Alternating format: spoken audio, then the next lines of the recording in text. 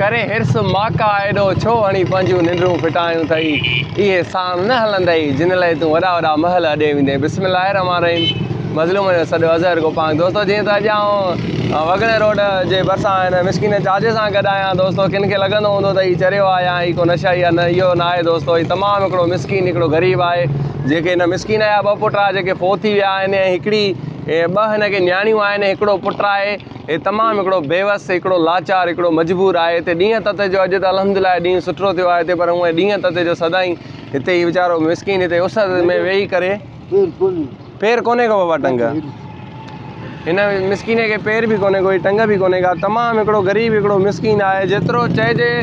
ओतिरो घटि आहे मूं वटि अल्फाज़ न आहिनि जेके मां हिननि जे लाइ चवां सरहंदी वारनि खे अपील कजे थी त दोस्तो इंसानु केतिरो खाए थो इंसानु केतिरो विञाए बि थो दोस्तो हुन खां बहितर आहे त हिन खां सुठो आहे विञाइण खां बहितर आहे दोस्तो त अहिड़नि मिस्किननि अहिड़नि मज़लूमन ते दोस्तो ख़र्चु कजे दोस्तो हीअ बि इंसान आहिनि हीअ बि अलाह जी ज़ात मख़लूक आहे हीअ बि उन्हनि जी ख़लक़ियल आहे पाण रंगीला रंगनि को ग़रीब आहे को अमीर आहे को भरीमी आहे को भाकुर में आहे दोस्तो जेतिरो थी सघे इंसान ज़ात जी मदद कयो उन्हनि जे कम जो दोस्तो ज़िंदगीअ ते को भरोसो न आहे यकीन कयो दोस्तो अॼु असीं ज़मीन जे मथां आहियूं ऐं सुभाणे असीं ज़मीन जे हेठां हूंदासीं फ़र्क़ु सिर्फ़ु ऐं सिर्फ़ु हिकिड़े ॾींहं जो आहे अलाह पाक जेके नेक बानो सखी इंसान हुयो ॿाहिरि मुल्क खां उनजो नालो नथो खणा उन्हनि पैसा मोकिलिया हुया 21,900 रुपया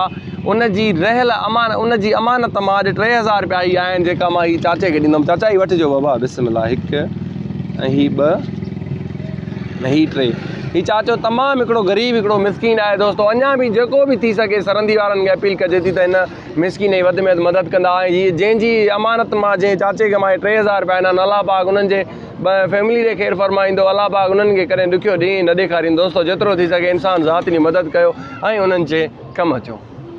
अल्लाह पाक उन्हनि खे चाचा उन्हनि खे दुआऊं कजो बाबा अल्लाह तोखे याद थी चाचा उन्हनि खे जिन मदद कई आहे चाचा अल्लाह हा आमीन आमीन आमीन